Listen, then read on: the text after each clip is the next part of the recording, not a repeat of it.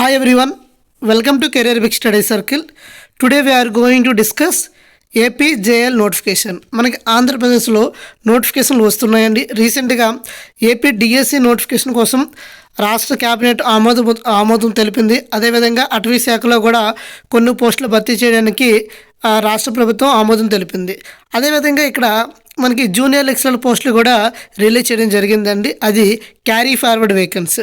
ఇక్కడ మీరు క్లియర్గా చూసినట్లయితే Andhra Pradesh public service commission Vijayawada ఇక్కడ చూసుకోండి. ఇక్కడ మీరు క్లియర్గా కనిపిస్తుంది. పార్ట్ 1లో the commission has issued notification ఎప్పుడు నుండి అంటే 28/12/2022 ఇన్వైటింగ్ ఆన్లైన్ అప్లికేషన్. ఇక్కడ మనకి అప్లికేషన్ ఏంటంటే ఎప్పుడు నుండి ఓపెన్ అవుతుందంటే మనకి 31/1/2024 నుండి 20/2/2024 వరకు. అంటే ఇక్కడ ఎన్ని వేకెన్సీస్ ఉన్నాయో కూడా చెప్పాడండి. ఇక్కడ చూడండి, టోటల్ 47 వేకెన్సీస్ ఉన్నాయండి. మీరు క్లియర్గా చూసినట్లయితే 47 వేకెన్సీస్ ఉన్నాయండి. ఇవన్నీ కూడా carry forward junior lecturer government junior college in AP. ఇక్కడ అఫీషియల్ వెబ్సైట్లోకి వెళ్ళి మీరు ఈ పీడిఎఫ్ని డౌన్లోడ్ చేసుకోవచ్చు. అదేవిధంగా మన career big study circle telegram ఛానల్లో కూడా అప్లోడ్ చేశానండి. మీరు వెళ్ళి క్లిక్ చేసుకొని మీరు ఈ పీడిఎఫ్ని చూడవచ్చు. అదేవిధంగా మనకి లాస్ట్ డేట్ ఎప్పుడు ఈ అప్లికేషన్ కంటే 22 ఫిబ్రవరి 20 అండి లాస్ట్ డేట్, ఫిబ్రవరి 20. ఇక మనకి చూసినట్లయితే జోన్ వైజ్గా ఎన్ని పోస్టులు ఉన్నాయి అని మనం క్లియర్గా చూసినట్లయితే అన్ని డీటెయిల్స్ అన్నీ కూడా మనం తెలుసుకుందాం. దీనికి అప్లికేషన్కి ఓటీపీ రిజిస్ట్రేషన్ ఉంటుందండి. ఆ ఓటీపీ ద్వారా మీకు మీ రిజిస్టర్ చేసుకోవచ్చు. మీరు register mobile number proper email ఐడితో మీరు రిజిస్ట్రేషన్ చేసుకోవచ్చు. ఇక written examination would be objective type and question are to be answered in the computer based test. అంటే సిబిటి టెస్ట్ ఉంటుందండి. సిబిటి టెస్ట్ అంటే కంప్యూటర్ బేస్డ్ టెస్ట్ అండి. కానీ మనకి general mock test facilities available ఈ అఫీషియల్ వెబ్సైట్లో మనకు ఉన్నాయి. అయితే మీకు క్యారీ ఫార్వర్డ్ వేకెన్సీస్ ఎలా ఉన్నాయని చూసినట్లయితే ఇంగ్లీష్లో జోన్ 1లో 4 ఉన్నాయండి, జోన్ 2లో 1 ఉన్నాయి, జోన్ 3లో 2 ఉన్నాయి, జోన్ 4లో 2 ఉన్నాయి. టోటల్గా 9 వేకెన్సీస్ ఉన్నాయండి. తెలుగులో 2 వేకెన్సీస్ ఉన్నాయండి, జోన్ 3 జోన్ 4. అదేవిధంగా ఉర్దూ జోన్ 3 జోన్ 4లో ఉన్నాయండి 2. అదేవిధంగా సాంస్క్రిట్ చూసినట్లయితే జోన్ 1 జోన్ 2లోనే 2 ఉన్నాయండి. ఒరియా చూసినట్లయితే 1 ఉన్నాయి. మ్యాథమెటిక్స్ 1 పోస్ట్ ఉందండి, అది జోన్ 4కి. అదేవిధంగా ఫిజిక్స్లో చూసినట్లయితే జోన్ 2కు జోన్ 3కి జోన్ 4కు ఉన్నాయండి. జోన్ 2లో 3 ఉన్నాయి, జోన్ 3లో 1 ఉన్నాయి, జోన్ 4లో 1 ఉన్నాయి. ఓవరాల్గా 5 పోస్టులు ఉన్నాయి. కెమిస్ట్రీ చూసినట్లయితే 3 పోస్టులు ఉన్నాయండి. బాటనీ చూసినట్లయితే 2 పోస్టులు, జువాలజీకి వచ్చినట్లయితే 1 పోస్టు, ఎకనామిక్స్లో చూసినట్లయితే 12 పోస్టులు ఉన్నాయండి. సివిక్స్లో చూసినట్లయితే 2 పోస్టులు ఉన్నాయి.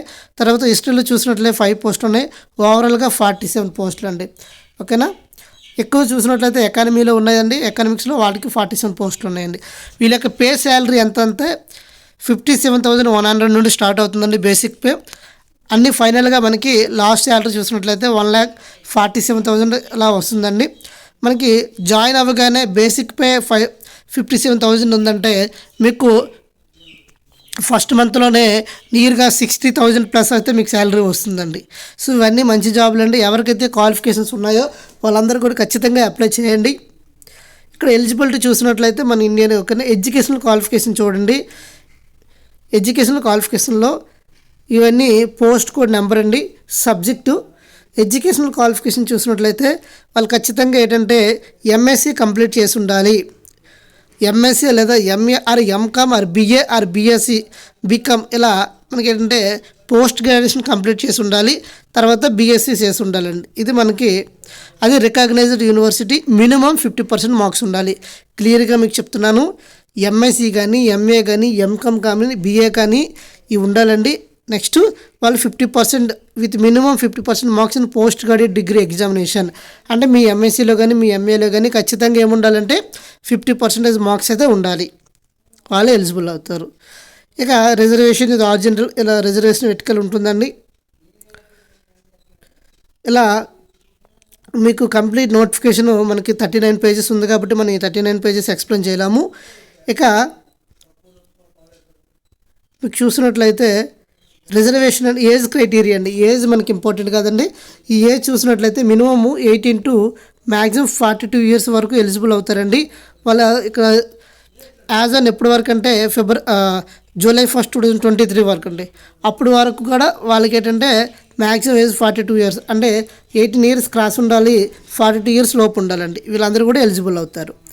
తర్వాత బీసీ మనకి రిలాక్సేషన్ ఆఫ్ ఏజ్ ఇచ్చాడండి. బీసీ అండ్ ఈడబ్ల్యూఎస్కి 5 ఇయర్స్ ఇచ్చాడు. తర్వాత ఎస్సీ ఎస్టీకి 10 ఇయర్స్ ఇవ్వడం జరిగింది. అదేవిధంగా ఎక్స్ సర్వీస్ మ్యాన్కి, ఎన్సీసీకి రెగ్యులర్ ఏపీ స్టేట్మెంట్. నెక్స్ట్ ఇవి చూసినట్లయితే మనకి ఏజ్ రిలాక్సేషన్ ఇవ్వడం జరిగిందండి. తర్వాత పేమెంట్ ప్రాసెస్ ఎంతంటే, పేమెంట్ ఫీజు ఎంతంటే ఇక్కడ మీకు క్లియర్గా ఇవ్వడం జరిగింది. పేమెంటు 250 రూపీస్ అండి. 250 రూపీస్ అండి. Application must pay 250 rupees for 100 towards application processing and 120 towards examination fee అండి. ఓకేనా. నెక్స్ట్ ఎగ్జామినేషన్ మనకి however the following categories candidates are exempted for the payment of examination 120 only. ఎవరైతే SC, ST, BC, PWD, ex service మ్యాన్కి ఉన్నారో వాళ్ళకి మాత్రమే however the following categories వీళ్ళకి మాత్రం 120 రూపీస్ అండి. Application pay must 250 rupees towards application processing 120 rupees అండి. తర్వాత ఇదంతా మోడ్ ఆఫ్ పేమెంట్ ఫీజు అంటే ఇది ఆన్లైన్లో చేసుకోవచ్చు అండి. మీరు గూగుల్ పే అలా చేసుకోవచ్చు. స్కీమ్ ఆఫ్ ఎగ్జామినేషన్ చూసినట్లయితే the scheme and syllabus written examination including computer professional test has been annexed to అంట. సెంటర్ ఆఫ్ ది ఎగ్జామినేషన్ మీ లోకల్లో సెంటర్ ఇస్తారంటే ఇది ప్రాబ్లం లేదు.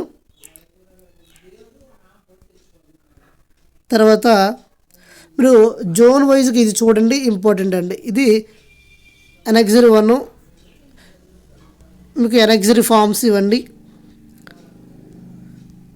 మీకు ఎనెక్స్డ్ ఫామ్స్ ఇస్తాడు. తర్వాత యాక్షన్ క్యాండిడేట్స్ బిహైండ్ ఇది కంప్లీట్ నోటిఫికేషను. ఇక్కడ మీరు క్లియర్గా చూడండి వేకెన్సీస్. ఇక్కడ మీకు ఒక ప్రాబ్లం వస్తుందండి. కొంతమందికి ఏంటంటే నాట్ అప్లికబుల్ అని వస్తుందండి. మీకు మీ జోన్లో పోస్ట్ ఉండాలి, మీ కేటగిరీలో పోస్ట్ ఉండాలి, లేదా ఓపెన్ జోన్ ఉంది ఆ ఓపెన్ జోన్లోనే పోస్ట్ ఉండాలండి. ఇక్కడ మీరు ఇంగ్లీష్ సబ్జెక్ట్ చూసినట్లయితే ఓసీకి ఓపెన్ జోన్లో ఇక్కడ 80 పోస్టులు లేవండి. ఇక్కడ లోకల్ 3లో ఓన్లీ 3 ఉందండి. అంటే ఈ ఓసీ ఈ ఉన్న పోస్ట్కి ఇంగ్లీష్ కోడ్లో వాళ్ళు ఓసీ వాళ్ళు మాత్రమే అప్లై చేసుకోవాలి. అది ఆ లోకల్ వాళ్ళు మాత్రమే అప్లై చేసుకోవాలి.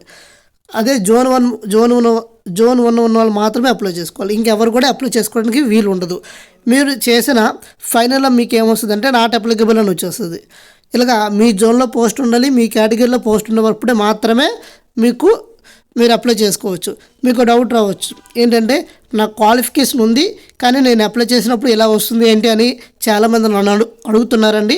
అందువల్ల మీకు చెప్తున్నాను ఏంటంటే మీ కేటగిరీలో పోస్ట్ ఉండాలి, మీ జోన్లో పోస్ట్ ఉండాలి, అప్పుడే మీకు ఎలిజిబుల్ అవుతారు. అదర్వైజ్ మీకు ఓపెన్ జోన్లో పోస్ట్ ఉంటేనే ఎలిజిబుల్ అవుతారు. ఇది తెలుగు అండి, ఇది ఉర్దూ, ఇలా Sanskrit, Oriya, mathematics, physics, chemistry, ఇలా వివిధ బాటనీ, జువాలజీ, ఎకనామిక్స్, సివిక్స్ ఇది ఇచ్చాడండి. హిస్టరీ, ఇది కంప్లీట్ నోటిఫికేషన్ అండి. అయితే ఎడ్యుకేషనల్ క్వాలిఫికేషన్ కూడా ఇవ్వడం జరిగింది. మీకు కొన్ని డౌట్లు ఉంటాయి, ఆ డౌట్లన్నీ మీ ఇక్కడ ఈ ఎడ్యుకేషన్ క్వాలిఫికేషన్ చూసినట్లయితే మీకు ఈ డౌట్స్ అన్నీ రిజాల్వ్ అవుతాయండి. మీకు క్లియర్గా చూపిస్తాను. ఇక్కడ ఇవ్వడం జరిగింది. ఎవరికైతే డౌట్ ఉందో సార్ మీ ఎంఈ హిందీ చేసాం సార్, లేకపోతే మాకు ఫిజిక్స్లో టైప్స్ ఉంటాయి, ఇక్కడ మెటీరియాలజీ, ఓషనోగ్రఫీ, లేకపోతే ఎంఈ ఆర్కియాలజీ, ఇక్కడ హిస్టరీలోనే చూసుకోవచ్చు, ఎకనామిక్స్లో చూసుకోవచ్చు, కెమిస్ట్రీలో చూసుకోవచ్చు. కెమిస్ట్రీలో inorganic chemistry, analytic chemistry, nuclear chemistry, organic chemistry, physical chemistry, environmental chemistry, mineral chemistry, MSc, fertilizers, agrochemicals. Next వీళ్ళందరూ కూడా ఎలిజిబుల్ అవుతారండి. ఈ విధంగా మనకి ఈ డీటెయిల్స్ మీరు చూసినట్లయితే మీరు ఎలిజిబుల్లా కాదా అనేది మీకు క్లియర్గా కనిపిస్తుంది. అక్కడ దాన్ని చూసుకొని మీరు అప్లై చేసుకోవచ్చండి. ఇది ఓవరాల్గా మనకి ఏపీ జూనియర్ లెక్చరర్ నోటిఫికేషన్ అండి. 47 వేకెన్సీస్ ఉన్నాయి. ఎవరు కూడా మిస్ చేసుకోవద్దు. ఎవరైతే క్వాలిఫికేషన్ ఉందో మీ కేటగిరీ, మీ జోన్ వైజ్గా పోస్ట్ చూసుకుని ఖచ్చితంగా అప్లై చేయండి. ఖచ్చితంగా, ఎందుకంటే ఇంత చిన్న నోటిఫికేషన్ కావచ్చు కానీ శాలరీ అనేది చాలా ఎక్కువగా వస్తుందండి. నెక్స్ట్ దీని మీద ఫోకస్గా ఉన్న వాళ్ళకి ఖచ్చితంగా జాబ్ వస్తుందండి. ఈ ఎక్స్ప్లెనేషన్ మీకు నచ్చినట్లయితే లైక్ చేయండి, షేర్ చేయండి. మీకు ఏమైనా డౌట్స్ ఉంటే కింద కామెంట్ సెక్షన్లో తెలియజేయండి, మీకు ఆన్సర్ చేస్తాం. ఇంకా ఎవరైనా టెలిగ్రామ్ ఛానల్లో జాయిన్ అవ్వకపోతే జాయిన్ అవ్వండి, మీకు పీడిఎఫ్ అనేది అప్లోడ్ చేస్తాను. Thank you all. జై హింద్.